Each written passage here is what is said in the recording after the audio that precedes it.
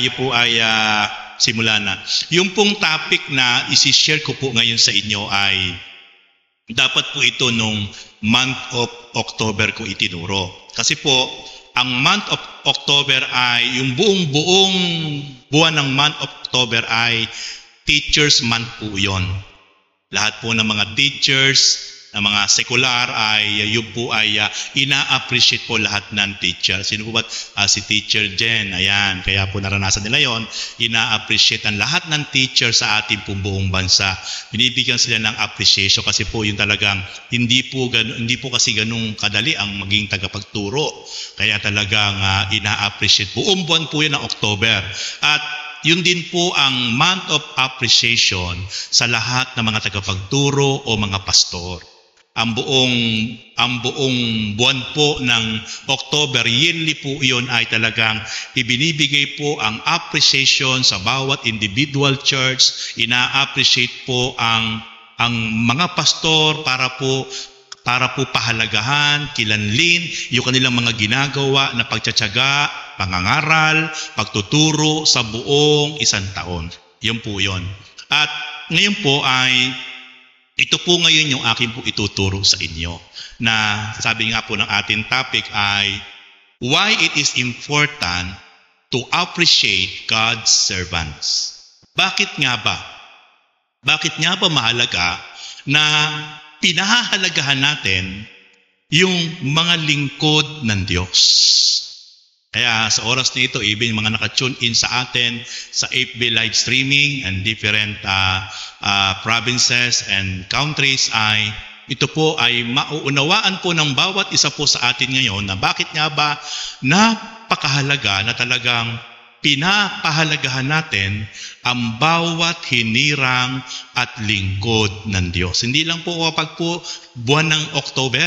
Kasi po ay nakalulungkot ay minsan po ay month of October lang po ina-appreciate, pinapahalagahan ang mapakaraming mga lingkod ng Diyos. Sapagkat ngayon po ipauunawa ko po sa inyo in biblical aspect kung bakit napakahalaga na bigyan natin ng pahalagahan natin yung mga lingkod ng Diyos na hinirang at tinawag ng ating Panginoon. Okay, puntahan na po natin kagad. Number 1, because God called them. Yung mga lingkod ng Diyos na ito ay lahat po ng lingkod ng Diyos na tinawag ng Panginoon, sila po hindi isang aksidente na hinirang ng Lord. Sila po talaga ay tinawag ng Panginoon sa isang dakilang gawain, sa isang pambihirang misyon na ang Diyos ang nagmandato sa kanila. Kaya, dapat ito po yung maunawaan, maintindihan ng bawat isang mananampalataya na meron pong mga tagapanguna na mga hinirang na lingkod ng Diyos na hindi po ito aksidente na tayo po ay pinangungunahan ng mga tagapanguna, mga lingkod ng Diyos sapagkat sila po talaga ay merong espesyal na mandato mula sa Diyos sapagkat sila talaga ay tinawag, hinirang ng Diyos. Okay, tingnan niyo po ang sabi ng Diyos sa aklat ng Isaiah chapter 41. Verse 9 to 11, mismong personal, ang Diyos na makapangyarihan sa lahat ang nagsasalita dito. The Almighty God in heaven, He said, ano po sabi niya? Ikaw ay kinuha ko sa dulo ng daigdig sa pinakamalayong sulok nito. Saan po kinuha ng Diyos ang kanyang mga lingkod na hinirang? Sa bawat sulok, sa bawat kaduluduluhan ng daigdig, sabi ng Diyos, ikaw ay kinuha ko sa pinakamalayong sulok ng daigdig na ito. Ibig sabihin, meron talagang espesyal na pagkahirang ang Diyos sa bawat isang lingkod niya na tinawag niya. Hindi talaga basta-basta talaga lang pumili ang Diyos. Sa bawat isang hinirang niya talaga, espesyal ang pagkatawag ng Diyos. Ano pa ang sabi niya? Ikaw ay aking Ano po sabi? Aking lingkod. Ang tinawag, ang hinirang, ay hindi lang pangkaraniwan tao. Ang tinawag at hinirang mula sa bawat sulok at dulo ng daigdig ay lingkod ng Diyos. Ano pa ang sabi niya? Ikaw ay hinirang ko, hindi itinakwil. You are a chosen servant. Ikaw ay pinili ko. Ikaw ay hinirang ko. Ano pa sabi niya sa verse 10? Ako'y isa sa inyo, huwag kang matakot. Ako ang inyong Diyos, di ka dapat mangamba kanino man. Palalakasin kita at tutulungan, iingatan at ililigtas. Grabe po yung proteksyon ng Diyos sa bawat isang tinawag niya na lingkod ng Diyos. Kaya kung meron pong lingkod ng Diyos na natatakot, hindi talaga siya totoong kumilala sa Diyos. Kasi ang totoong lingkod ng Diyos, kahit ano ang nagaganap sa kapaligiran at sa mundo, hindi sa matatakot. Bakit? Sapagkat ang pangako ng Diyos, huwag kang mangamba, huwag kang matakot. Iingatan kita, palalakasin kita, tutulungan kita, ililigtas kita. Yan po ay pangako. Kanino? Sa kanyang mga pinili na mga lingkod ng Diyos. Okay, ano pa ang sabi sa verse 11? Lahat ng may galit sa iyo ay mapapahiya. Tingnan niyo po yung, sino po may sabi niyan? Ang Diyos na makapangyarihan sa lahat. Kaya po, yung mga pinili at hinirang na lingkod ng Diyos, mabigat po kapag yung lingkod ng Diyos, nagtanim ka ng galit, ng hinanakit. Ano po sabi ng Diyos? Lahat ng may galit sa iyo, dahil ikaw ay aking lingkod, mapapahiya lang sila. Ano pa ang sabi sa bandang dulo? At mamamatay ang sinumang lumaban sa iyo. Kaya ibig sabihin, don't touch the anointed one.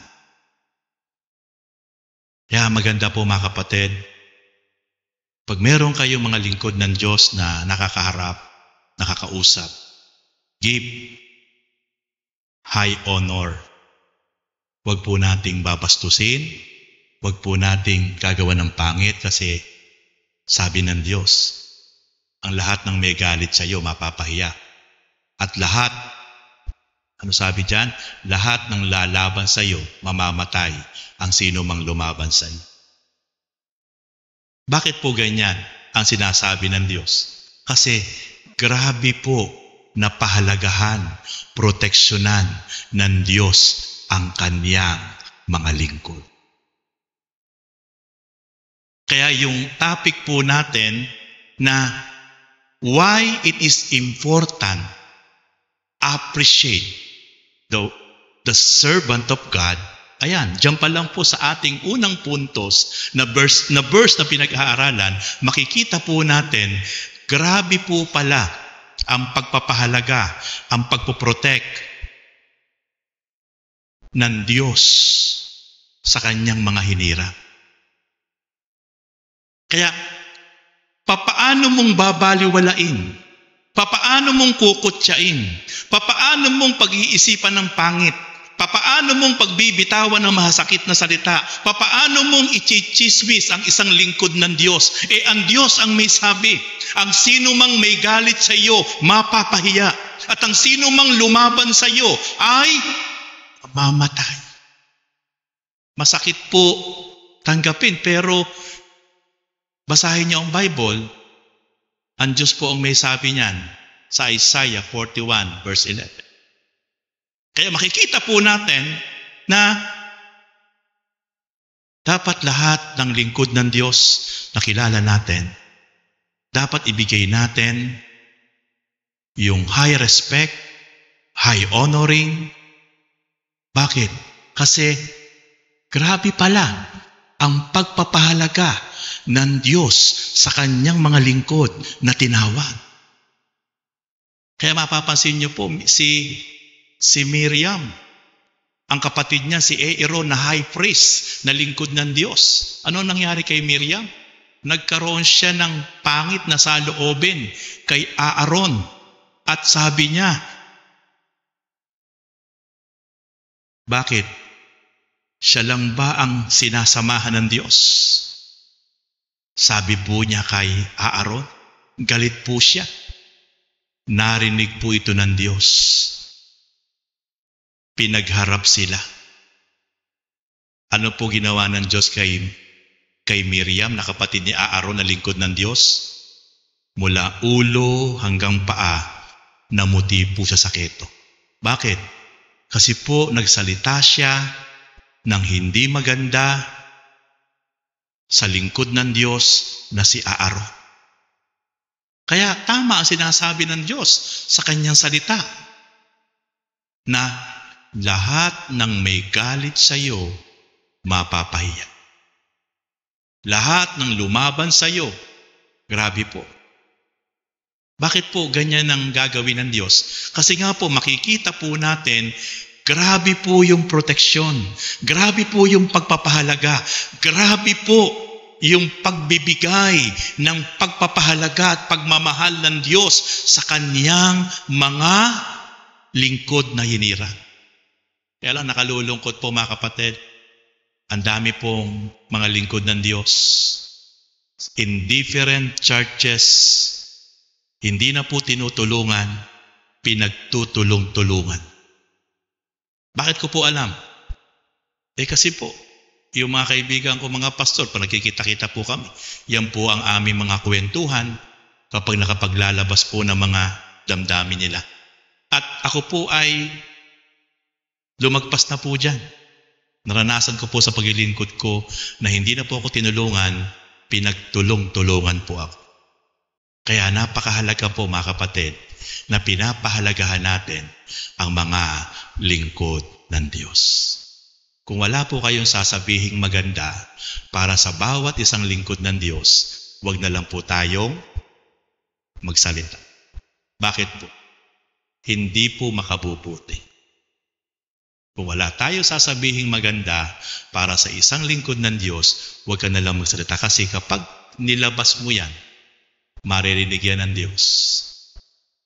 Mayroon pong sinabi ang Diyos. Kaya makikita po natin ang mga lingkod ng Diyos, bakit napakahalagang pinapahalagahan dahil sila ay hindi lang po sila aksidenteng naglilingkod. Sila po talaga ay espesyal ang pagkatawag sa kanila. Ikalawa, bakit kailangan natin pahalagahan ang lingkod ng Diyos?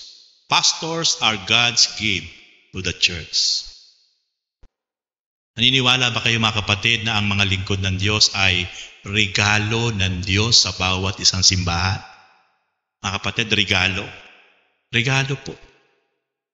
Kaya po, kung regalo po ang mga lingkod ng Diyos sa bawat individual churches, dapat po talaga pinapahalagahan.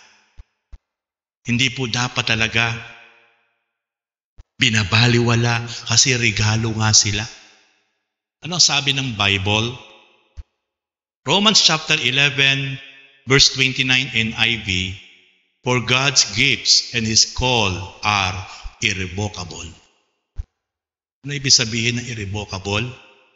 Hindi na po ito mababago. Regalo ng Diyos, tinawag, at hindi kailanman mababago ang bawat isang tinawag at regalo ng Diyos sa bawat isang individual church. Kaya nga po sinabing irrevocable. Hindi na mababago yon. Kumbaga, nakaukit na yon, nakatadhana na yon. Ang dami pong church. Ang sistema, may pastor, may elders. Kapag hindi nagustuhan ng mga elders, itong mga elders na ito yung mga may kaya, ito yung mga may pera, ito yung mga supporter ng church. Mayroong halimbawa, 7 elders, sila yung mga supporter ng church. Kapag hindi nila nagustuhan yung pastor, magmi-meeting yung mga elders, patatalsikin nila yung pastor. Ganyan po, parang kumpanya. Parang kumpanya ang isang church kasi ang nasusunod, yung mga supporters, yung mga may pera, kapag hindi sila nasunod, babaliwalain yung pastor, pasasakitan, kakalabanin. Ang sabi ng Diyos, regalo ng Diyos. Ang bawat isang lingkod ng Diyos, sila'y tinawag ko at kahit kailan hindi na yan mababago tapos papalitan mo. Kapag hindi nagustuhan, magmi-meeting, mag-aalsa, magrarally, patalsikin yan, tapos hihiwalay, magbe-break away, magbibiyak ng panibagong grupo. Wow! Ganun po ang sistema sa napakaraming church. Dahil lagi meron pong spirit of rebellious. Wala pong submission, wala pong spirit of submission, kaya nabibiyak yung church. Kaya yung church nang lalata, nang lulupaypay. Kasi nga po, meron pong mga ganon na mananampalataya. Na akala po nila ang pastor ay sinasahuran. Akala po ang pastor ay tauhan lang, utos-utusan, na kung ano yung gusto nila dapat masunod, kung ano yung dapat na mga plano ay dapat masunod sila. Ang turing po sa pastor ay swelduhan. Mga kapatid, ang pastor po, ang mga lingkod ng Diyos, regalo yan ng Diyos sa church at yan po ay hindi na po mariribog. Mananatili na po yan. Sapagkat yan ay tinawag ng Diyos, pinili ng Diyos para maging hinirang niya, para maging tagapanguna at mangalaga ng kanyang mga tupa. Kaya napakahalaga po na ang mga lingkod ng Diyos ay pinagmamalasakitan, minamahal, ipinapadama, hindi lang sa salita ang pagmamahal kundi sa gawa, sapagkat yan ay pinili at regalo ng Diyos sa atin. Ano po ang plano? Ano ang sabi ng Diyos sa kanyang salita? Ephesians chapter 4 verse 11 to 12. At ang iba'y ginawang apostol, ang iba'y propeta, ang iba'y ebanghelista, ang iba'y pastor at guro. Ginawa niya ito upang ihanda sa paglilingkod ang lahat ng inirang sa ikauunlad ng kanyang iglesia. Kaya po hinirang ang mga pastor, hinirang ang mga guro, ang mga ebanghelista, ang mga propeta. Sa anong paraan po at layunin? Ginawa yan ng Diyos para ihanda sa paglilingkod ang lahat ng hinirang sa ikauunlad ng kanyang iglesia. Kaya yung pong mga lingkod ng Diyos, part po nila sa pagkatawag ng Diyos, sila po talaga ay mandato na i-disciple, hubugin ang maraming mananampalataya. Yung mga may potensyal na talagang para maglingkod. Ang trabaho po ng mga lingkod ng Diyos, hindi lang po para mangaral, para po sila po talaga mag-disciple. At yan po ginagawa po natin dito sa church. Kaya nga po dito po sa church, every Wednesday, pagkatapos po nung prayer meeting natin, sama-samang pananalangin ng mga disciple, ay inuhubog ko po yung mga pinili ng Panginoon. Part po yun ng aming mandato. Ayan po sa Ephesians chapter 4 verse 11 to 12. Nagdi-disciple po tayo dito para hubugin sila. Para sila po ay lilangin. Para po sila talaga ay i-train, i-equip mentally, physically, spiritually, emotionally, para po ihanda din sa paglilingkod para sa Panginoon. Kaya po, ito po, mga lingkod ng Diyos na ito, tandaan niyo po, sila ay tinawag, hindi basta-basta pagkakatawag, sila po ay regalo ng Diyos sa iglesia, sa church, sa ating lahat. Kaya napakahalaga po na dapat talaga ay pinapahalagahan po natin. Actually po ngayon, pag nai-invite po ako in different churches, pagka ako po'y wala dito, isa po yan sa itinuturo ko po. Sa iba't ibang church, kapag nai-invite po, kasi po, napakahalaga na maunawaan at maintindihan ng maraming mananampalataya kung paano nila papahalagahan ang kanilang pastor. Yun po yung, kasi pastor ako eh. At naranasan ko talaga yung dumugo yung puso ko. Naranasan ko talaga na magkaroon ako ng mga kambing, hindi tupa. Dalawa po kasi po pwedeng pangunahan ng mga pastor, kambing at tupa. Yung tupa po maamo, masunurin. Pero yung kambing po, talaga pong may sunga yan, lalaban yan, susuwagin ka niyan. May tali, hinihila mo yung kambing, hindi susunod. Kumbaga, hinihila mo dito, pero lumalabas sa gusto niya pumunta doon. Ganun po yung mga kambing.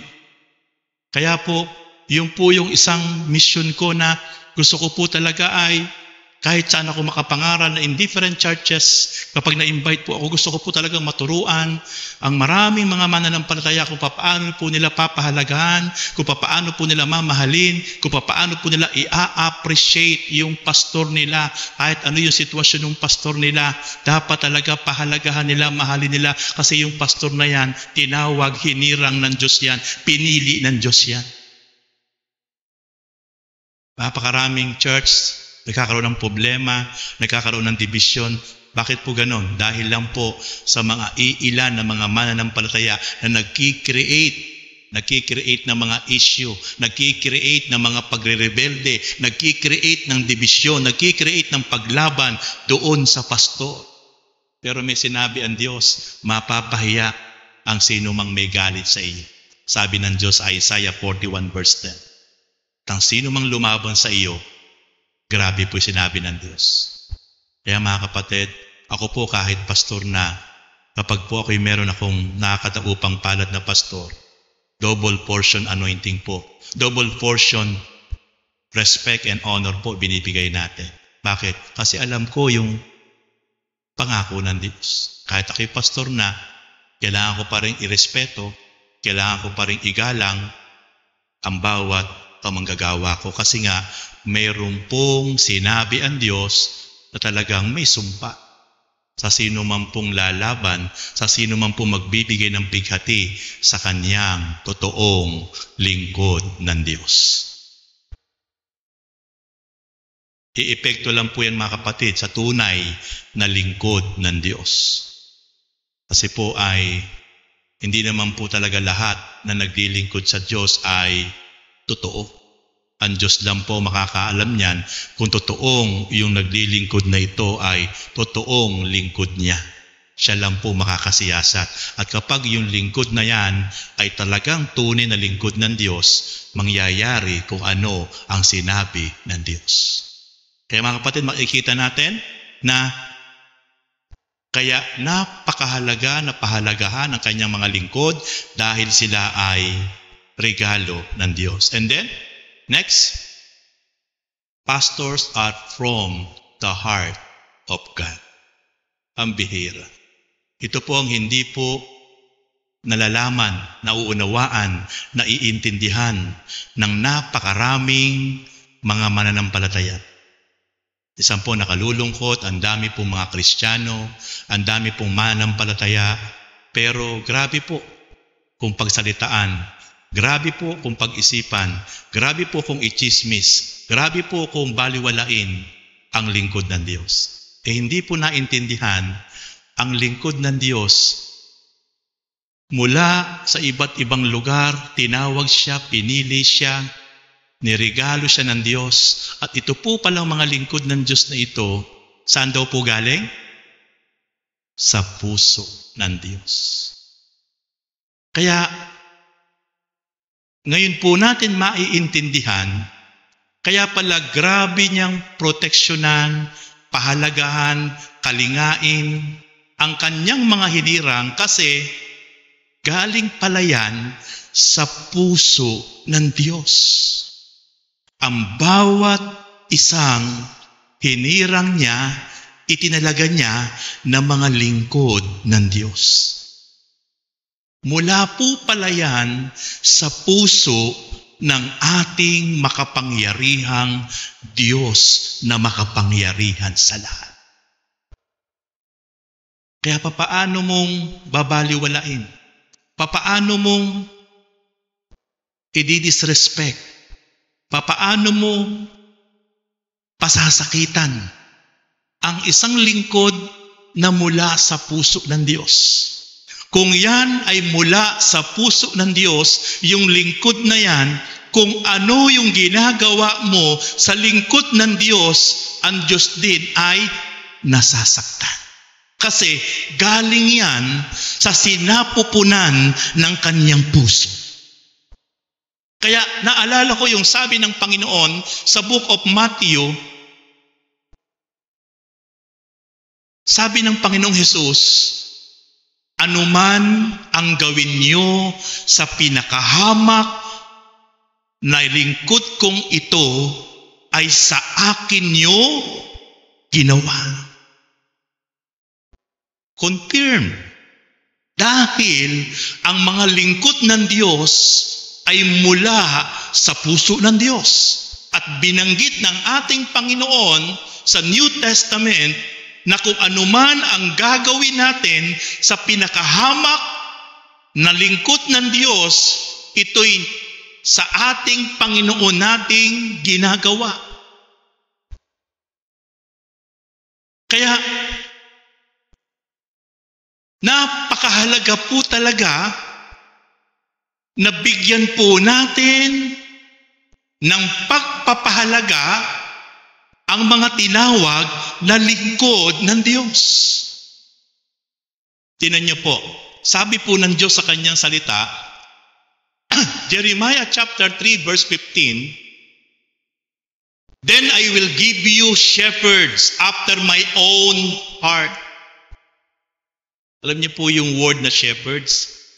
Pastol. Ang tunay pong pastol ay walang iba kundi ang ating Panginoong Hesus.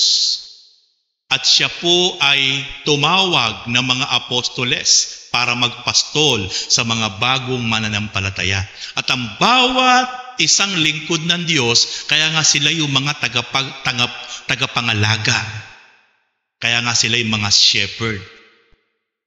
Kaya nga pastor, tagapangalaga, nagpapalakas, nagtuturo, nagtutuwid, nagdi-disciple, nagpapayo.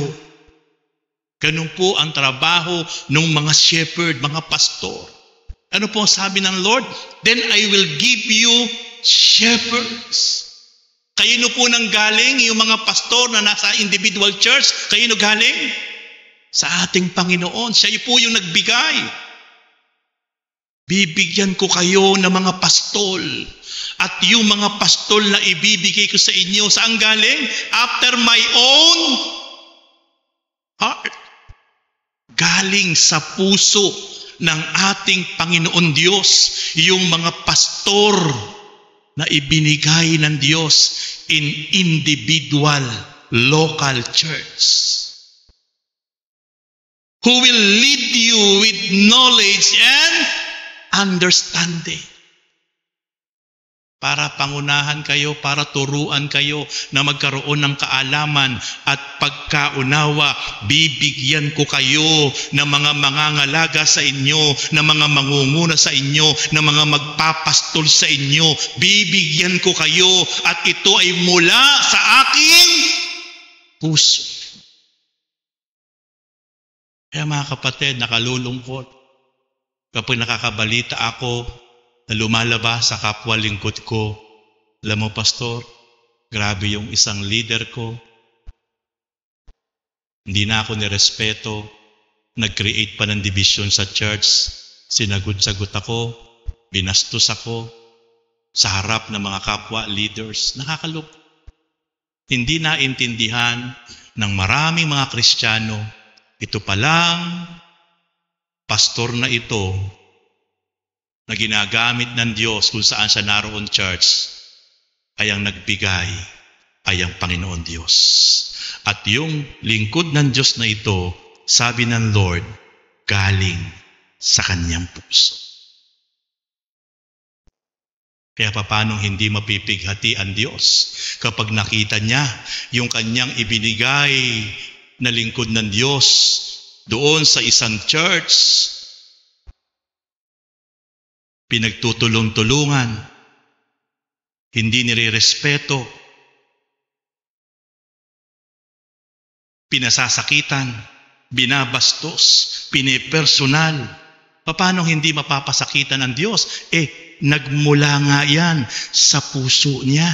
Konektado yan sa Diyos. Sa bawat isang lingkod niya, hamak man yan, wala man pinag-aralan yan, wala man maipagmamalaki yan sa buhay. Pero kahit yan ay hindi nag-aral, kahit yan ay parang mababa lang ang estado sa buhay, kahit yan ay no read, no write, pero yan ay hinirang, pinili ng Diyos, at yan ay ibinigay ng Diyos sa church, at yan ay mula sa puso niya. Kaya mga kapatid, I hope na sa umaga pong ito, maintindihan po natin kung bakit napakahalaga na pinapahalagahan natin ang mga lingkod ng Diyos.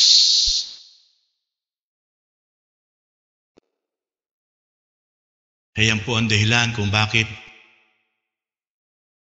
yung aking pong seed or yung tithes ko ay itinatanim ko sa mga lingkod ng Diyos. Mamaya po, ipaiintindi ko po sa inyo. Bakit, pastor, yung seed mo, binibigay mo sa kapwa pastor mo? Ipaiintindi ko po mamaya yan. At dito ko po kukunin. May verse sa Bible. Inuutos ng Diyos. Yun po ay isang pagpapahalaga. Yung seed po kasi, yung tithes po kasi, mana po yan ng mga lingkod ng Diyos. Mana po nila yan. Bibigay ko po sa inyo mamaya ang verse bago po ako magtapos.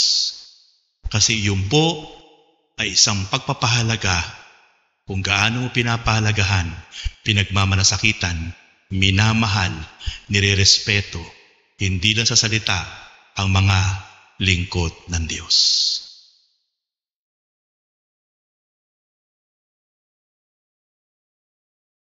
Paano ba natin dapat sila pahalagahan?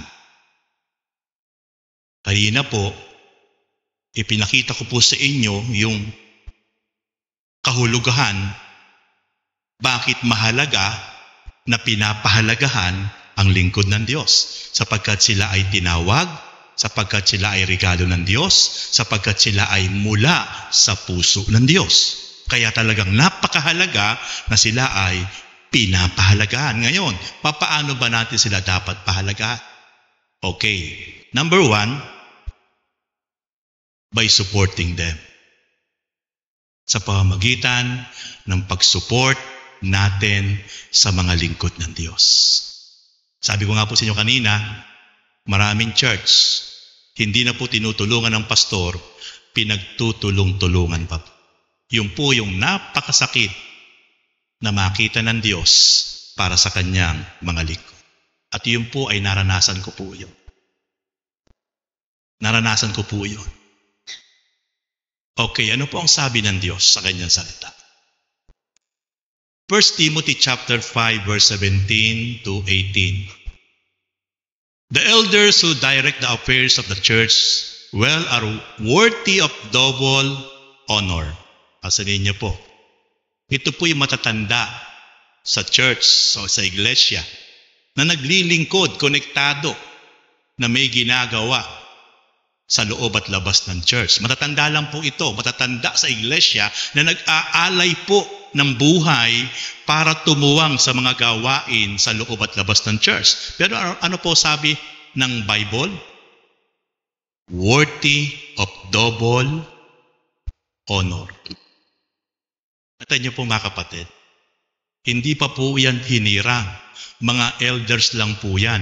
Mga katuwang lang po yan na tumutuwang sa mga lingkod ng Diyos. Pero sinabi ng salita ng Diyos, sila ay worthy na tumanggap ng double honor. Hindi lang po word na honor, double honor. Ano yung sumunod? Especially those whose work is preaching and teaching. Lalo daw po, yung mga nagtuturo at nagpapahayag ng salita ng Diyos. Lalo daw po, kung yung mga matatanda na nagmiministeryo, yung mga elders na tumutulong sa lingkod ng Diyos sa church, sa loob at labas, ay sinasabi ng Diyos sa kanyang salita na kailangan tumanggap, worthy sila na tumanggap ng double honor, lalo't higit, especially those whose work is preaching and teaching. Lalo daw po yung mga nangangaral, yung mga nagtuturo ng salita ng Diyos, lalo't higit na tumatanggap dapat sila ng double honor, high respect, high honoring, dahil sila ay mga hinirang at tinawag ng Diyos. Nakakalungkot. Maraming lingkod ng Diyos, hindi na nga po iginagalang, binabastos pa, ichinichismis pa. Hindi na nga po tinutulungan, pinagtutulong-tulungan pa po. Alam niyo po, kapag ang tunay pong lingkod ng Diyos ay ginagawang po ng ganyan, magbabounce back po sa mga rebellious na mga tao yung ginagawa nila sa tunay na lingkod ng Diyos.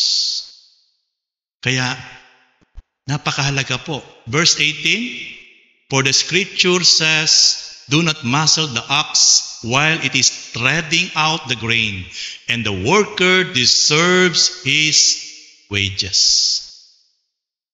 Habang daw pong gumigiik ang baka, huwag mong bubusalan. At karapat dapat lang daw po ang manggagawa ay sinasahuran. Karapat dapat lang daw po na sahuran. Bigyan ng karapat dapat na kabayaran ang bawat isang manggagawa. Ano ibig sabihin na kapag ang baka ay gumigik, huwag bubusalan? Hindi po yung bakang literal ang concern ng Diyos dyan. Sa book of 1 Timothy chapter 5 verse 18, yan po ay ginamit lang. Ang baka po ay representing ng lingkod ng Diyos. Ibig sabihin, kapag ang lingkod ng Diyos ay gumagawa, naglilingkod, nagtatrabaho sa ubasan ng Panginoon, huwag mong bubusalan. Ibig sabihin na huwag mong bubusalan. Kailangan mo talagang ipadama ang suporta sa Kanya. Sapagkat sabi nga ng Diyos, ang manggagawa ay karapat dapat na tumanggap ng kabayaran. Deserve his wages. Wages, sahod. Kung papaano ang mga empleyado ay karapat dapat sinasahuran ng kanyang kumpanya, lalo't higit ang mga manggagawa ng Diyos na naglilingkod sa Diyos na makapangyarihan sa lahat, lalo't higit, worth it, na sila ay tumanggap ng kabayaran. Marami pong pastor in different churches, ang tingin po ng maraming mga pinangungunahan, ayaw pong umunlad, ayaw pong umasenso ang pastor nila. Gusto po nila ang pastor nila ay nananatili na parang naghihikahos. Nananatili na para pong busabos. Pero alam niyo po, dapat maintindihan natin, hindi po yan ang disenyo, ang design ng Diyos sa kanyang mga hinirang. Gugulat kayo sa mga sinasabi ko, pero lahat ng sinasabi ko po ay may batayan mula sa salita ng Diyos. Mataas po ang pangarap ng Diyos sa kanyang mga hinirang, hindi para lang po manatili na parang kawawa, parang busabos, parang yagit. Dahil napakataas po ng kanyang plano sa kanyang mga tinawag at hinirang na lingkod ng Diyos.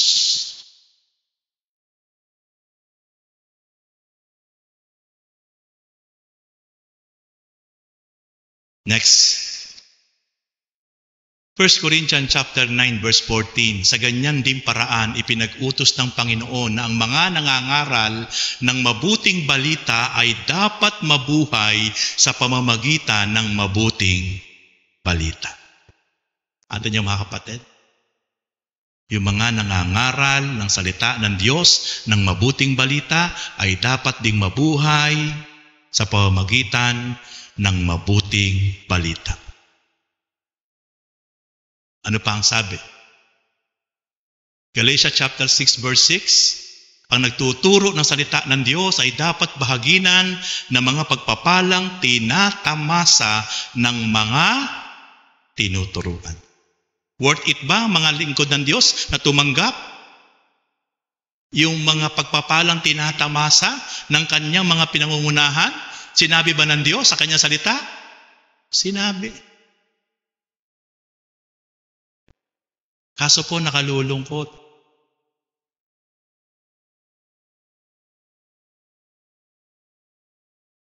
May mga Kristiyanong pinagpapala. O pastor, luma na yung sapatos mo. Eto, meron ako dito, mamili ka. Segunda mano po ibibigay. Tama, hindi. Marami pong ganyan. Hindi masama na magbigay ng segunda mano sa lingkod ng Diyos. Pero alam niyo po, sabi nga, double portion honoring eh. Double portion respect.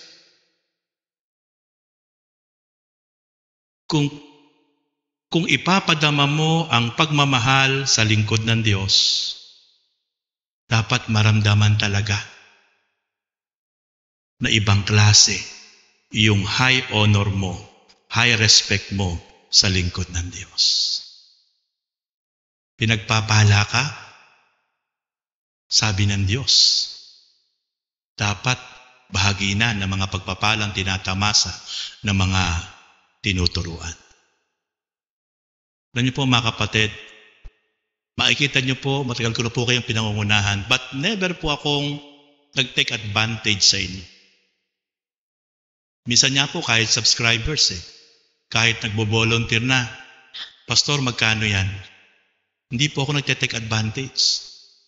Pag nagtanong sila kung magkano ang isang bagay, sasabihin ko lang po yung mas level na presyo.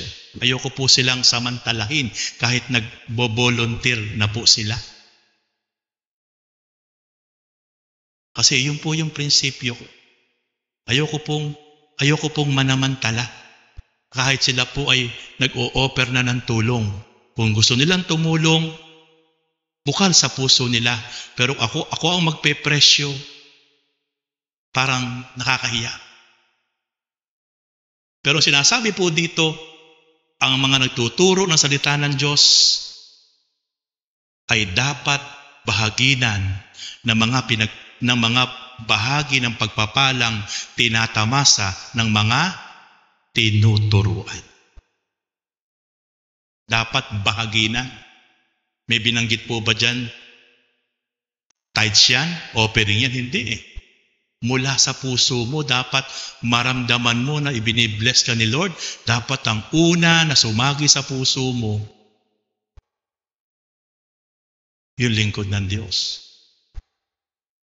Alam niyo po, first time ko po ito itinuro sa inyo mga kapatid. Ngayon ko lang po ito tinuro sa inyo. Bakit po? May go signal si Lord. Hindi ko po ito tinuturo dahil gusto ko. Lahat po na tinuturo ko po sa inyo, ipinagpipray ko kung iti kalooban ni Lord. At ito po tinuturo ko po ngayon sa inyo sa tagal ko pong pagpapastor. Never ko po ito itinuro pag-araw ng linggo. Kasi ako pastor nyo. Pero kapag ipinatuturo ni Lord, ma-open kayo sa sinasabi ko, wala pong problema sa akin yun. Kasi ang mahalaga, nasabi ko po, yung ipinatuturo ng Panginoon.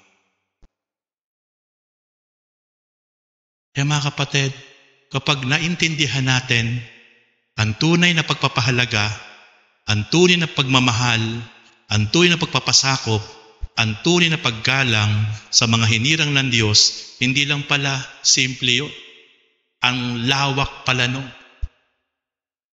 Kaya sa pamamagitan po ng ating pagsuporta sa mga lingkod ng Diyos sa anumang bagay, maipapadama natin na totoong pinapahalagahan natin sila.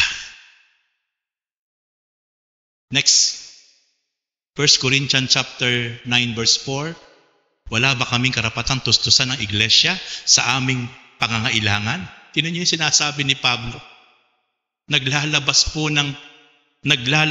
ng saloobin si Pablo. Si Pablo po walang asawa yan. Wala pong anak yan, binata yan. Binata po si Pablo. Hindi po yan nagpamilya, wala pong pamilya yan, wala pong anak yan. Pero pansinin niyo po, nasabi niya, sino po sinulatan niya? Ang mga kapatid sa Korinto. Sino po yung mga kapatid sa Korinto? Mga elite people, mga mayayaman, mga matatalino. Kasi po, hindi ko naman po nila lahat. Ang problema po sa mga taong matatalino, mga taong may pera, sila po yung masyadong mataas. Kapag ang Kristiyano matalino, degree holder, may pera, milyonaryo, ang tingin po sa pastor, utusan. Utusan ng pastor. Pastor, punta ka dito. Pastor, alay ka dito. Pastor, gawin mo to. Ganun po ang trato sa pastor. Kasi nga po, matalino, may pera. But it is wrong. Kapag nakita mo ang prinsipyo ng Diyos kung paanong pahahalagahan ng isang pastor, kahit walang pinag-aralan niya, sabi ko nga po sa inyo, kahit yan ay para lang pong yagit, pero hindi po dapat maging tama ang trato ng bawat isang mananampalataya sa hinirang tinawag regalo ng Diyos. Tapos sabi po ni Pablo, wala ba kaming karapatan tustusan ng iglesia sa aming pangangailangan? Sipin mo yun, nasabi ni Pablo yan. Wala naman siyang pamilya.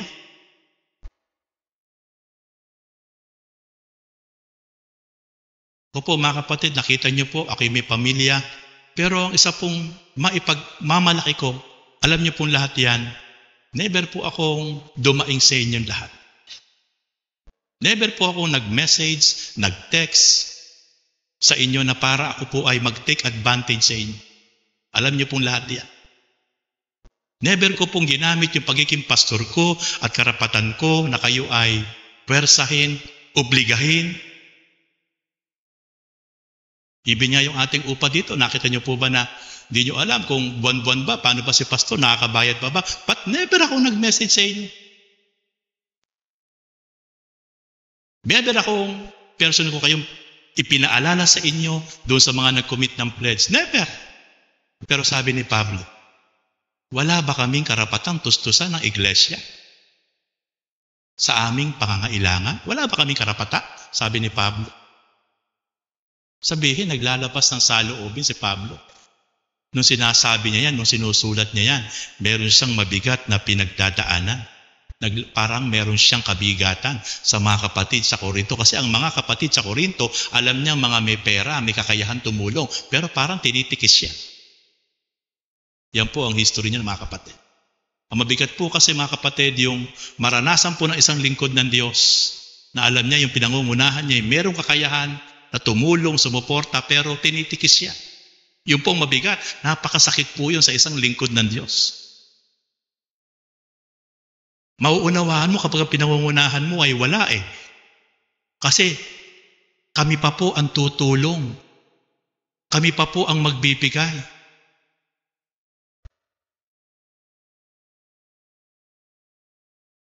Yung pong ino-offer nyo, yung tinatides nyo,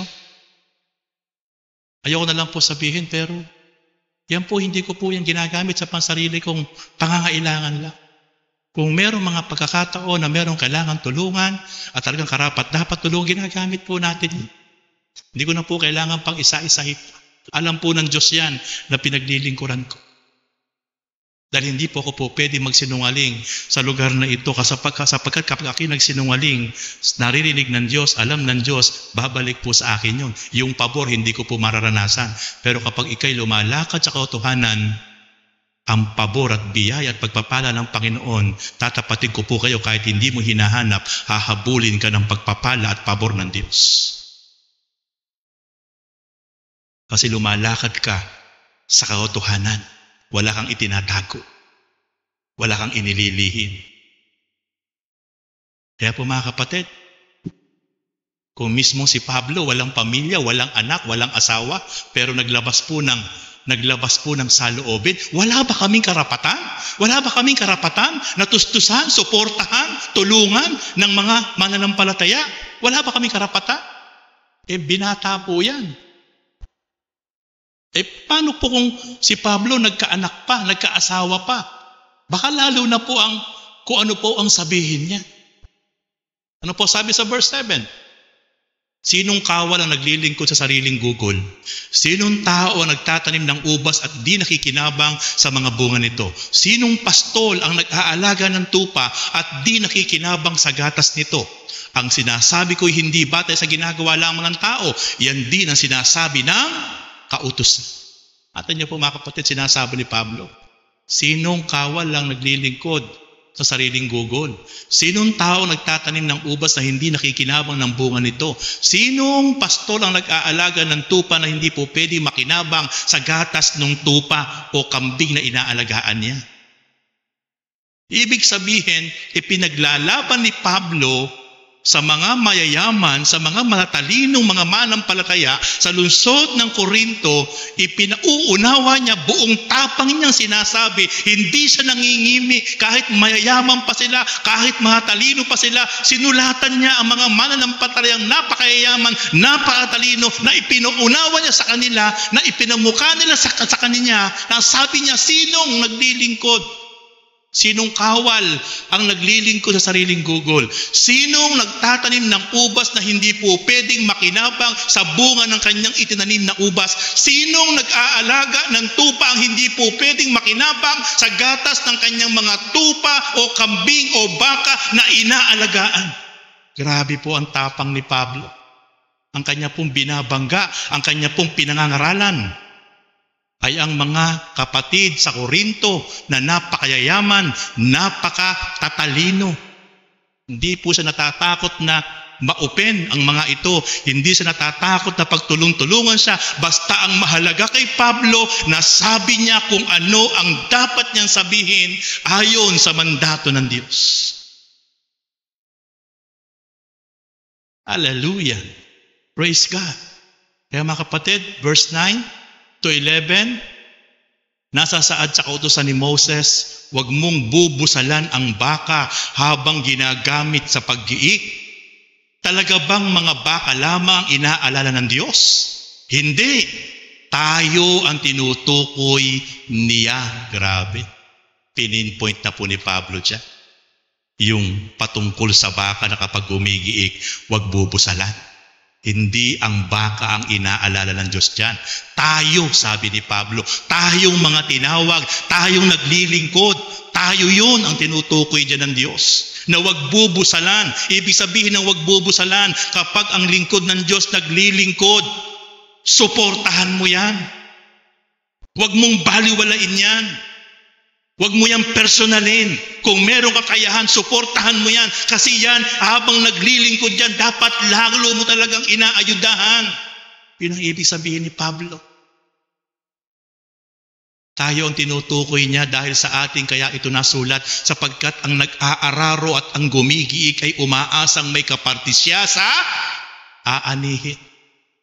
Sino po yung nag-aararo at gumigiik? Yan po yung mga hinirang, yan po yung mga lingkod ng Diyos. Sila yung nag-aararo sa ubasan ng Panginoon. Sila yung gumagawa, sila yung naglilingkod. Dahil sila yung naglilingkod, meron silang kaparte sa aanihin.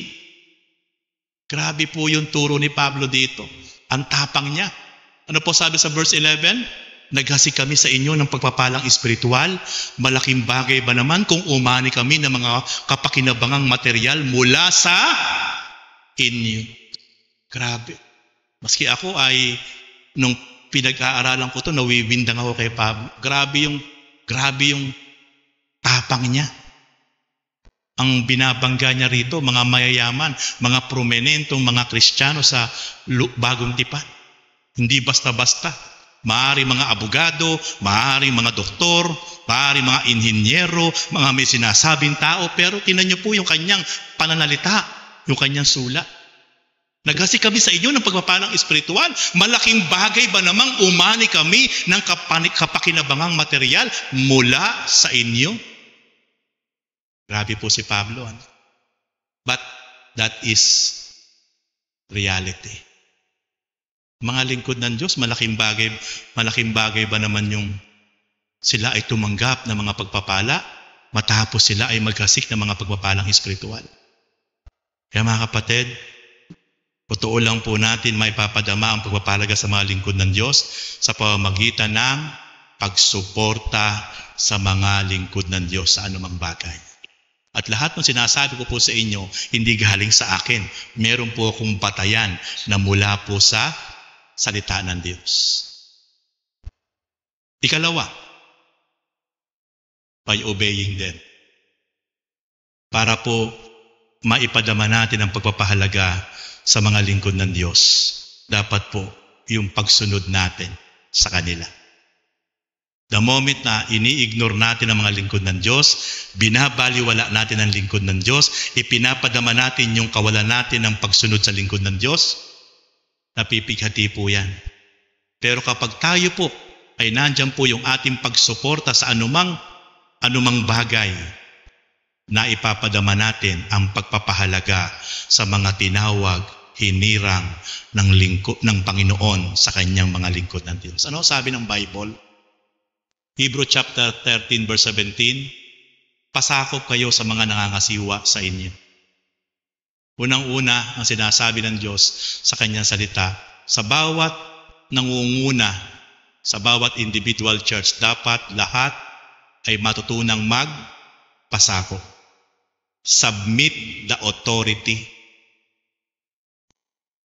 Kasi po, kapag ang bawat isang manampalataya ay hindi magpapasakop, yun po ay unrespect,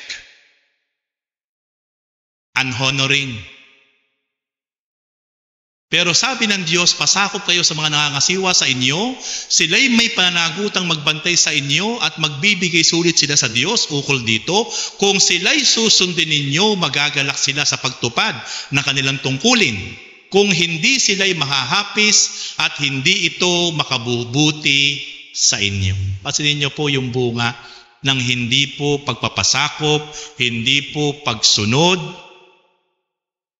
sa lingkod ng Diyos, mahahapis, malulungkot, mapipighati. Kapag nalungkot, kapag napighati ang mga lingkod ng Diyos, apektado po ang kanyang paglilingkod. Pansinin niyo po, subukan mong magtrabaho na meron kang dinaramdam. Subukan mong magtrabaho na meron kang daladala. Hindi po magiging maganda yung pagtatrabaho mo. Maaapektuhan kasi po, hindi ka po inspired. Pero subukan mo magtrabaho ng inspirado ka, masaya ka. Kasi alam mong merong mga tao sa paligid mo na suportado ka, mahal ka, nandyan sila, nakabackup sa iyo. Di ba ang sarap magtrabaho? Ganun din po ang mga lingkod ng Diyos. Kaya sinabi ng Diyos sa kanyang salita, hindi ito makabubuti sa inyo sapagkat sila'y mahahapis kung kayo'y hindi pasasakop at kayo'y hindi susunod sa kanila.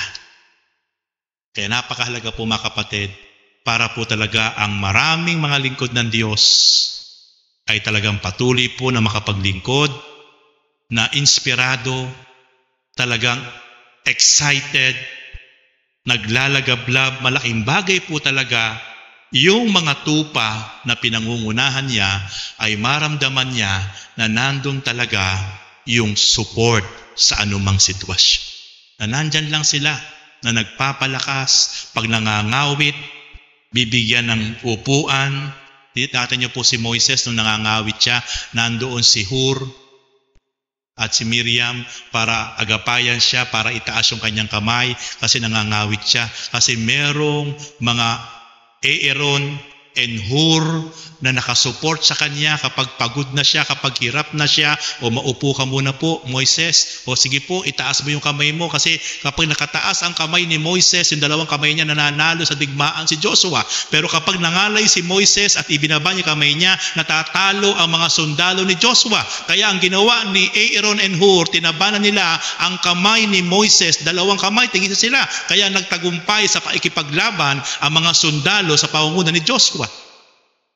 Kaya pag nangawit po yung lingkod ng Diyos at wala pong aagapay, epekto po yun sa bawat isa. Kaya napakalaking bagay po na merong umaagapay, merong sumusuporta sa bawat isang lingkod ng Diyos na minsan nangangawit na, napapagod na. Tandaan niyo po mga kapatid, ang mga pastor ay hindi po Superman. Tao din po. Papagod, nanghihinawa, nanghihina, nanlulupaypay din po. Pero una sa lahat, sa Diyos lang po kumukuha ng lakas. At pangalawa, kayo po na mga pinangungunahan ang malaking faktor na pagkukunan ng kaaliwan at kalakasan. Mahalaga lang po yung lagi lang po kayong nandyan. Na kahit hindi kayo nagsasalita, Pastor, narito lang ako. Nakaagapay, nakasuporta sa iyo. Sa ating ginagawang paglilingkod. Ang laking bagay po nun sa mga lingkod ng Diyos. Yung kahit hindi kayo nagsasalita, pero yung presence nyo, nandyan kayo, nararamdaman ng bawat isang lingkod, yung inyong pagsunod at suporta. And then, last point, by recognizing that. Sa pamagitan po ng pagkilala sa mga lingkod ng Diyos, maipapadama po natin ang ating pagpapahalaga sa kanila. Sa papaano po bang pagkilala, mga kapatid? Paano po bang pagkilala ang dapat nating gawin? Tingnan niyo po ang sabi po ng salita ng Diyos sa 1 Thessalonians chapter 5 verse 12 to 13. Ipinamamanhik namin, mga kapatid, na igalang ninyo ang mga nagpapagal para sa inyo. Pasanin niyo po, paulit-ulit na sinasabi ng Diyos sa kanyang salita yung honoring, yung paggalang. Kasi po, ang pinakamabigat po kasi maski po sa Diyos, kaya siya napipigati kapag hindi na po sa iginagalang ng kanyang bayan. Kaya alam na alam ng Diyos na yung kawalan ng paggalang, kawalan ng respeto ay talagang mapakalaking epekto sa bawat isang hinirang niya. Pero the moment na nararamdaman ng bawat isang hinirang ng Diyos, yung double honoring, napakalaki po nun bagay sa mga lingkod ng Diyos. Pero kapag nakakaramdam po ng dishonoring, disrespect, yung mga lingkod ng Diyos, para pong tinutusok yung puso ng mga lingkod ng Diyos. Kaya sabi ng Diyos sa kanyang salita, ipinamamanhik namin, mga kapatid, na igalang ninyo ang mga nagpapagal para sa inyo, ang mga pinili ng Diyos upang mamahala at magturo sa inyo. Pag-ukulan ninyo sila ng lubos na paggalang at pag-ibig. Hindi mo po pwedeng sabihing minamahal mo ang lingkod ng Diyos kung hindi mo muna magagawa na igalang siya at irespeto. Sapagkat bago mo mapatunayan na mahal mo ang lingkod ng Diyos, kailangan mo munang ipadama sa Kanya ang double honoring. High respect, high honoring. Kapag nagagawa na po natin ang high respect at high honoring, ang kasunod na po nun, yun na po yung pagpapadama ng pag-ibig. Dahil sa kanilang gawain, magsasama-sama kayong mapayapa.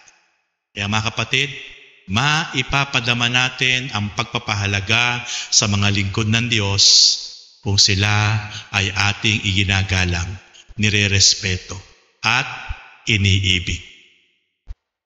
Ang salita pong paggalang at pag-ibig ay hindi lang po sinasabi, kundi dapat po ito ay nararamdaman.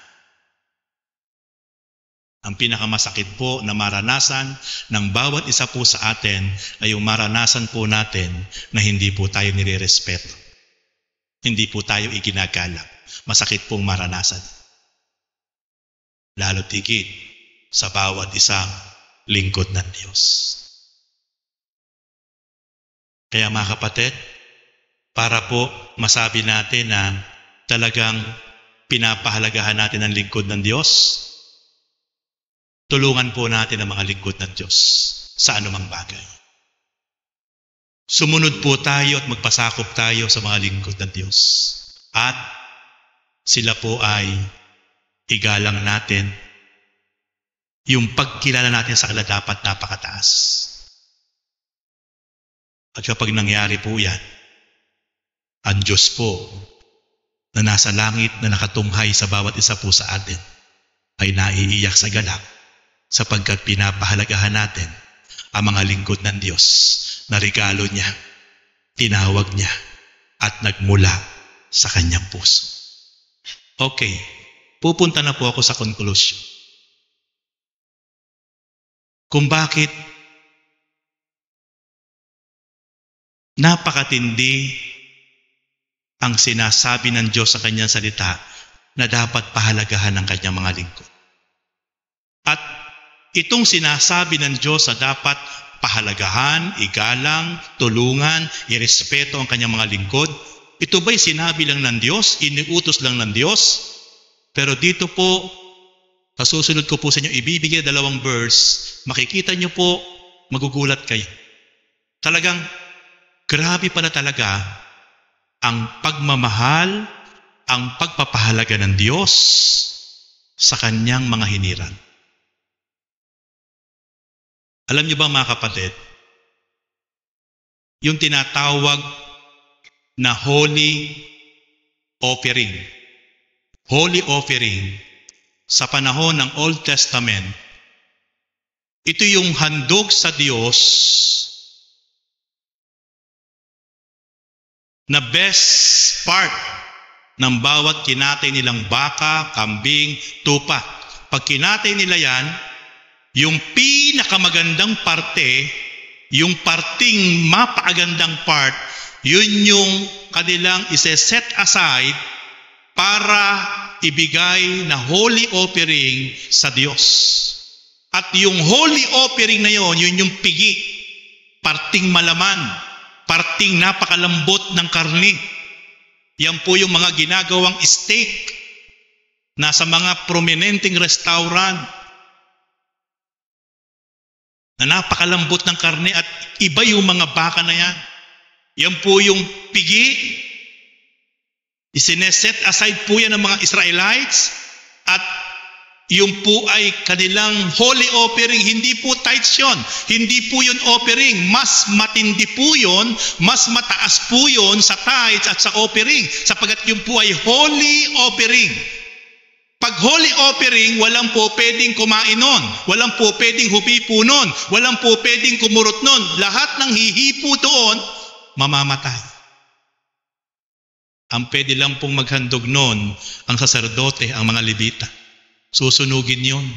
Yung amoy nun ay magiging mahalimuyak na samyo sa Diyos. Yun po yung holy offering para sa Diyos na makapangyarihan sa lahat. Ngayon, yun po'y talagang para lang sa Diyos. Pero tinan niyo po ha, ipakikita ko po sa inyo ngayon yung holy offering kung ano po ang sabi ng Diyos sa aklat ng Numbers chapter 18. Verse 19 to 20. Tinan niyo po, sabi ng Diyos dito. Ang Diyos po mismo ang nagsasalita dito. The God, Almighty God in heaven. The God said in the book of Numbers 18, 19, 20. Whatever is set aside from the holy offerings. With S pa po yung offerings. Ibig sabihin, napakarami po niyan. Yan po yung banal na handog na binabigay ko po sa inyo.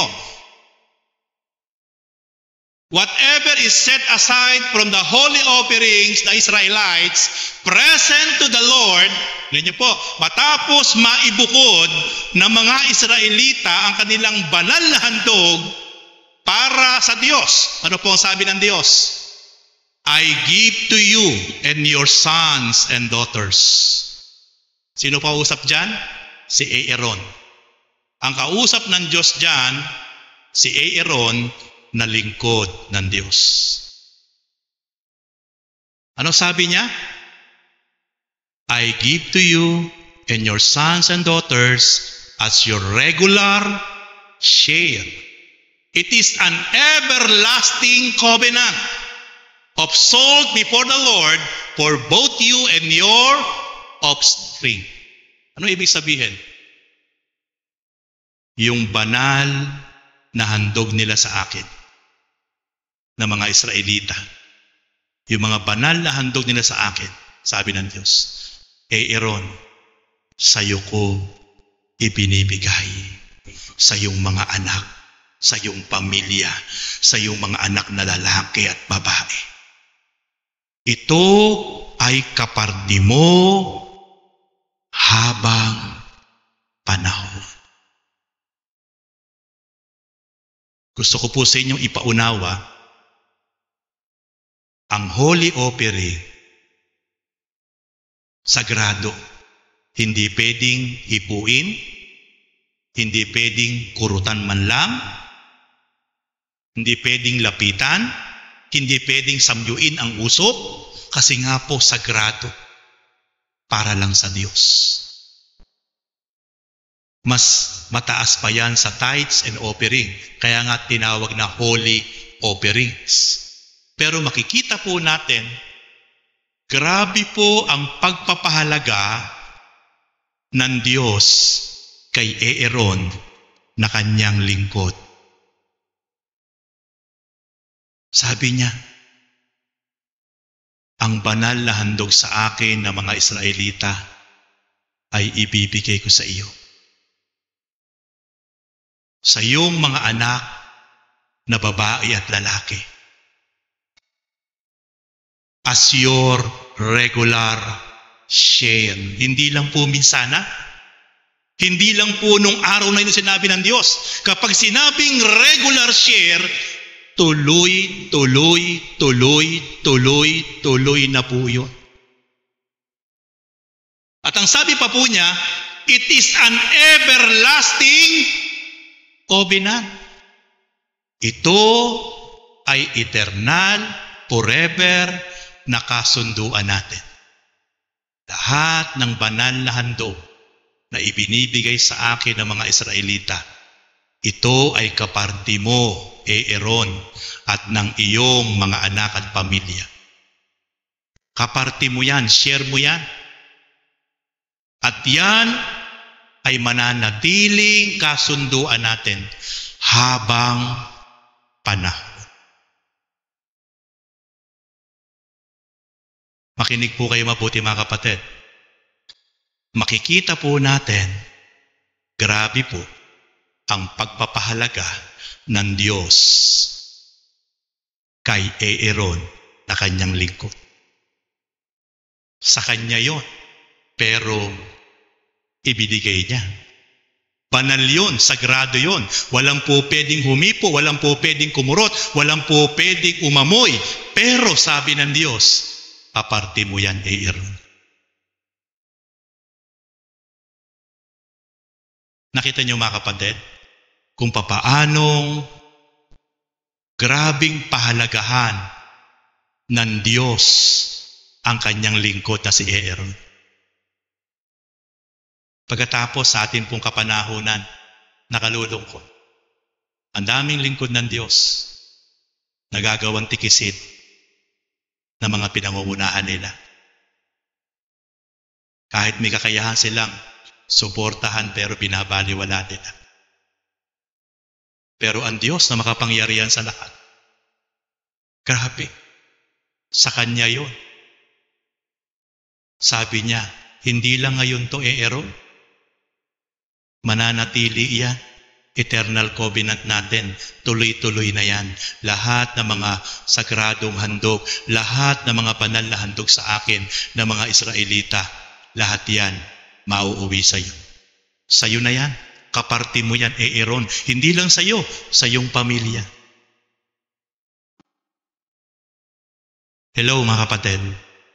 Nakukuha natin mga kapatid, kung gaano katindi, kalalim ang pag-ibig, ang pagpapahalaga ng Diyos sa kanyang mga lingkod. Ito pa, pinakamatindi mga kapatid. Hindi pa yan matindi eh. Matindi na yan, pero ito yung susunod sa verse 20. Ano sabi ng Diyos sa verse 20? The Lord said to Aaron. Sino kausap ng Diyos? Si Aaron, ang kanyang lingkod. You will have no inheritance in their land. Aaron, wala kang mana. Yung mga Israelitang iyan, may mga kanya-kanyang mana yan. Pero ikaw, aking lingkod, Aaron, wala kang mana. Antindi po, sabi ng Diyos kay Aaron, wala kang mana na lupain. Pero ang sabi ng Diyos, nor will you have any share among them. Wala kang kaparte. Sabi ng Diyos kay Aaron. Anong matindi sinabi ng Diyos? I am your share and your inheritance among the Israelites. Sino po kaparte ni Aaron? Sino po? Grabe ang Diyos. O nakita niyo mga kapatid? Nasabi yan ng Diyos sa kanyang lingkod. Sabi ng Diyos kay Aaron, Aaron, wala kang kaparte sa mga lupain na minana ng 12 lipi ng bansang Israel, ng mga Israel. Wala kang kaparte. Wala siyang kaparte, pero ano sabi ng Diyos kay Aaron? Ako ang iyong kaparte. Ako, Aaron, ang iyong Diyos, ang mana mo. Grabe.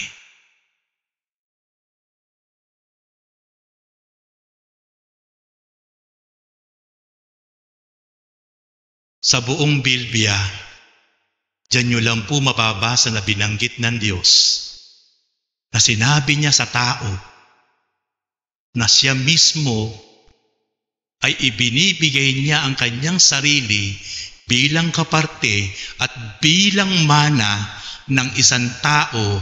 At sino yung taong iyan? Yung lingkod niyang hinirang na si Aaron.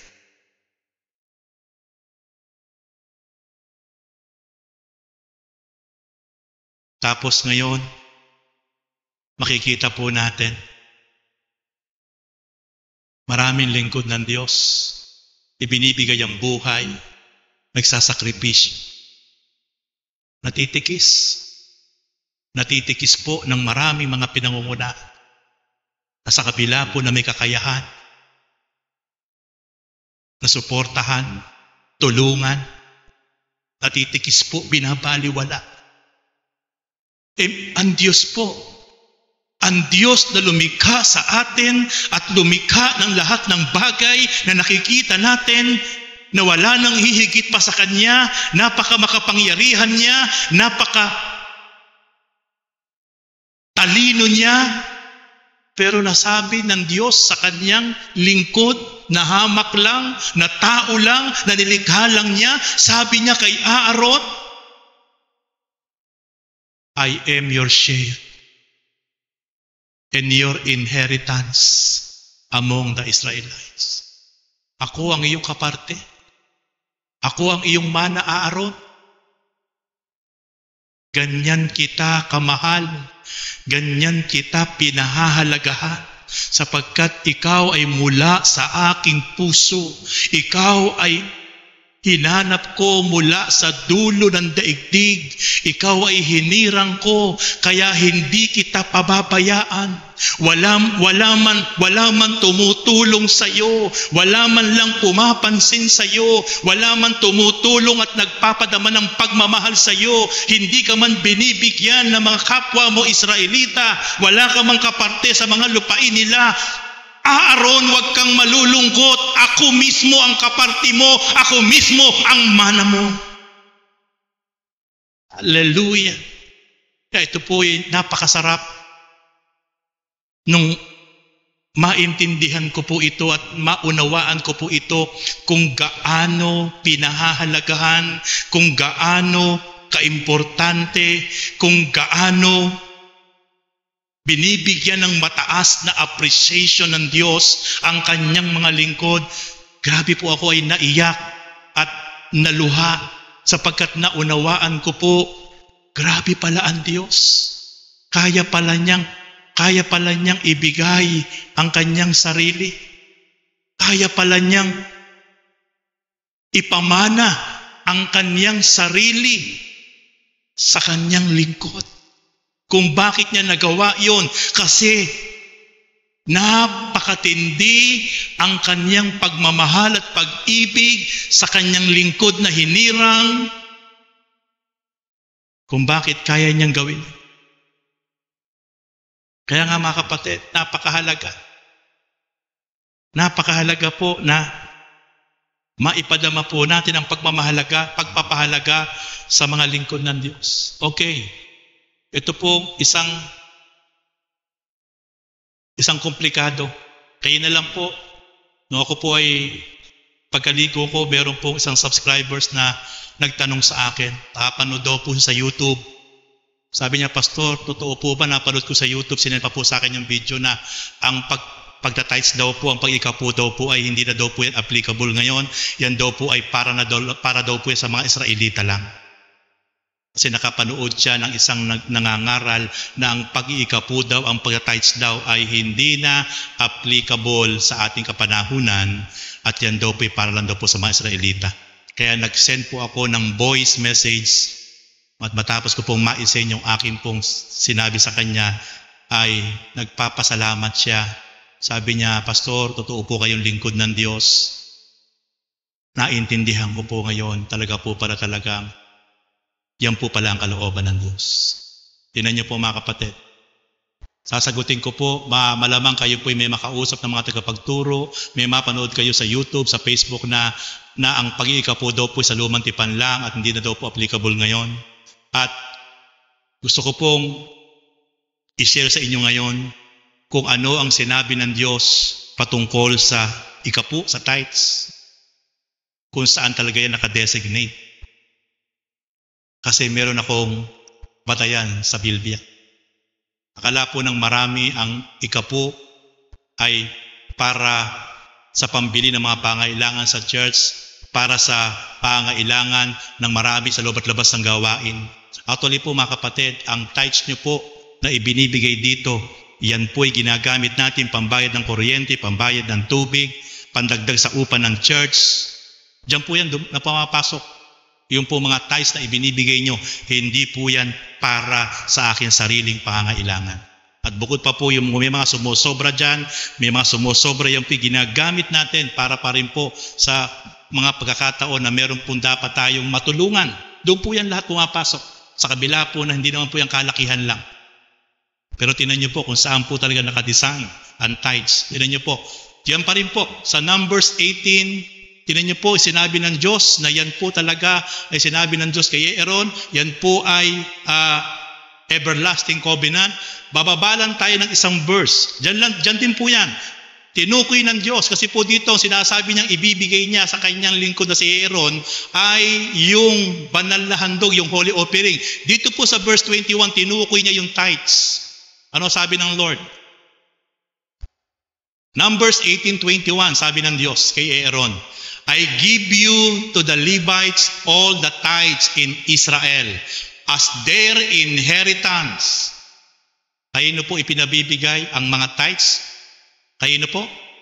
Sa Levites. Sino po yung Levites? Yan po yung ikalabindalawang tawag dito? Tribes. Yung mga Levita na hindi na po yan binigyan ng kaparte ng mga mana. At sila po ay tinawag para maglingkod sa templo, sa pagsamba. Yung mga Levites. Yan din po yung mga lingkod ng Diyos. At ang sabi ng Diyos, dahil yung mga Levites na yan na hinirang ng Diyos sa mga lingkod ng Diyos, ang sabi ng Diyos, all the tithes in Israel, sabi po dyan, I give to the Levites. All the tithes in Israel as their inheritance in return for the work they do while serving at the tent of meeting. So, ibig sabihin maliwanag. Ito po yung hindi naintindihan. Yung tithes po ay inherit, mana. Mana po ng mga Levita o ng mga lingkod ng Diyos sa ating kapanahunan. Mana po nila yan. Parte po nila yan dahil sa kanilang paglilingkod.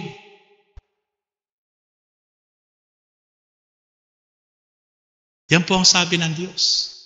Kaya, hindi po magiging busabos, hindi po magiging parang basahan ng maraming lingkod ng Diyos kung susundin kung ano ang instruction ng Diyos. Kung lahat po ng mga tupa magiging faithful sa pagtitithes, yan po ay nakadesignate sa Levite, sa ating kapanahunan, sa lingkod ng Diyos. Kahit saan niya po yan gamitin, sa kanya yan, mana po niya yan. Hello mga kapatid, hindi po natin pwedeng questionin. Pastor, saan mo dinadala ang tithes? Bakit sinasarili mo? Hindi mo po pwedeng ganunin ang lingkod ng Diyos. Bakit? May sinabi ang Diyos. Yan ay kanilang mana. Yan ay kanilang kabayaran. Balik ng Diyos sa kanilang paglilingkod. Okay, ngayon, tanungin niyo ako, Pastor, saan mo dinadala ang tithes? Ayan po, sinasabi ko po sa inyo. Ang tithes niyo po ay ginagamit ko, pambayad ng kuryente, pambayad ng tubig, pandagdag sa upa ng church natin buwan-buwan. At yung, kung sabi ko nga po siya, kung may sumusobra pa, ginagamit natin po sa, kung meron mga dapat matulungan, gas allowance po. Doon po yan pumapasok, mga kapatid. Hindi po sa pansarili kong kapritsuhan. Although, yan po talaga ay kung tutuusin, sinabi ng Diyos, mana ng mga Levita. Ang mga Levita po sa ating kapanahunan ay ang mga lingkod ng Diyos. Yan po ba ay panlumang tipan lang? Ano po sabi sa verse 19? It is eternal covenant. Sa verse 20, sinabi ng Diyos, it is eternal covenant, pangwalang hanggang kasunduan. Kaya po yung pagtatides, hindi lang po panlumang tipan. Eternal covenant po yan. Yung binabanggit po niya sa Book of Corinthians, magbigay ka ng maluwag sa loob, hindi na pipilitan. Hindi po yun ikapo. Wala pong binabanggit doon na ang pagbibigay dapat ay hindi na pipilitan at maluwag sa loob. Hindi po ikapo yun. Pag binasa mo po doon sa verse 1, yun po ay abuluyan po yun. Yung binabanggit ni Pablo. Tinalaki ko na po minsan dito yun. Kaya po mga kapatid, makikita po natin, maski po yung tithes, meron pong mandato ang Diyos kung saan nakadesignate.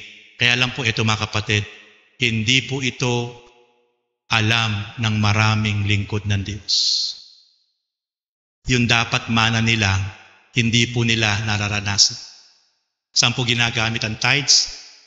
Hawak po yan ng treasurer, at yung tithes ang nagpapasya, yung pong treasurer. Bibigyan lang po ng allowance yung pastor. O pastor, ito, 1,000 allowance. Yung tithes po, iniipon yan, pambili ng mga pangailangan. Hindi naman po masama yun, walang masama. Kaya lang, nababaliwala po yung mandato ng Diyos. Kaya si pastor minsan, nagpa-follow up, nauubusan ng gasolina. Si pastor minsan nagpa-follow up, nakanganga po yung sapatos. Bakit? Kasi yung mana niya hindi na ibibigay sa kanya. Tanungin niyo ko, yung mana ko po ba nakukuha ko? Hindi po.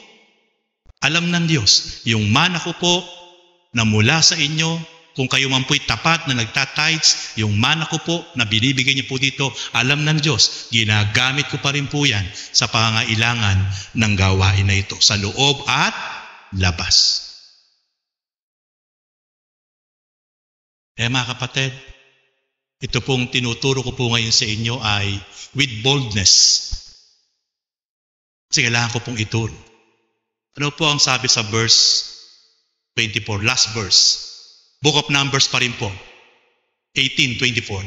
Instead, I give to the Levites as their inheritance the tithes that the Israelite present as an offering to the Lord. That is why I said concerning them, they will have no inheritance among the Israelites. Nakita niyo po sa verse 24, talagang yung mga